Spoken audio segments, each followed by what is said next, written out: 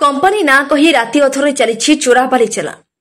हाँ आज्ञा, बहुत दिन धरी सिद्धेश्वर मंदिर पाख बैतरणी नदी तानी कंस्ट्रक्शन ना चली चोराबाली चला। लोकों मन में थिला कि कंपनी काम बाली उठा जाउछि, किंतु राति अधर चली चोराबाली चला। बड़ बड़ हाइवा और ट्राक्टर रे बाली चलान हेउथुवा बेले गाड़ी को अटकाइले ग्रामवासी। कौनसी प्रशासन तरफ कागजपत्र न करी बाली उठाउथिला तारिणी कंस्ट्रक्शन।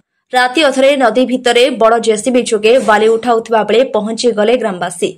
गाड़ीर ड्राइवर, सिक्यूरीटी और सुपरभाइजर 3 जन को अटकाई रखिथिले। ग्रामवासी प्रश्न करथिले कि कहा कथारे बाली उठाउथिलो, किए कहिछि बाली उठाइबाकू, मालिक को डाक। बहुत समय धरी अटकाइला परे भी तारिणी कंस्ट्रक्शन मालिक कि मानवदाता बोली गाड़ी मालिक कि कौनसी मैनेजर जगह ऊपर को आसिनथिले।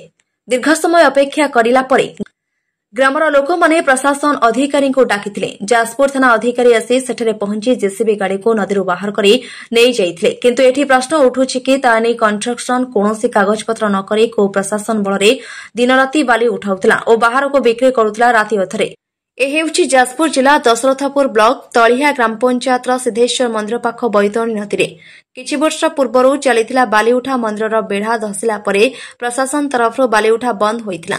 एबे पुणी काहा बलरे उठुथिला बाली एने साधाने प्रश्न उठिछि। आगामी दिन में बाली न उठा जाऊ बोली ग्रामवासी प्रशासन पक्षरे दाबी करिसेंती और जेउ माने बाली चलान करुथिले सेमानकु नियम अनुसार दंड दिया जाऊ बोली ग्रामवासी कहिसेंती। बाली उठाऊ मना कल गाँव लोग आसी ना कहते बाली उठा हम ऑपरेटर हम जानी इंचार्ज कहते तारिणी कंस्ट्रक्शन काम कर कह बाली उठाऊ रात आसना फोन कल उठाऊना मेन जे बुझाबुझी कर रुटन सारे सत्य सारे 10 अच्छे सुपरभाइजर अच्छा तो मुझे आज आसी अलग पटर आसुवे मुझे जानी ना आम थी अलग साइड प्रतिनिधि भी खाइबार गौरव सामल सुपरवाइजर लोक विरोध कर मुझे जानी मु दासपुर टाउन थी सुपरवाइजर मत आज नाइट ड्यूटी ये डकई गोटे दिन कहले गोटे दिन आसे ड्यूटी करके पुणी सका दासपुर टाउन पड़े मु गाड़ी आसिक ऊपर बैक रखिकी जाइली कैंप को खाइबार बसिक मत कहले कि मुझे जान नी के ट्रिप जाइए मुझे आसिक गाड़ी रखिली खाया टाइम है कि गाड़ी बस पलि खाइबा मत कहले गाड़ीटा नहीं आसी मुझे आसिक देखिए गाड़ी अटो मेसीन टूटेनि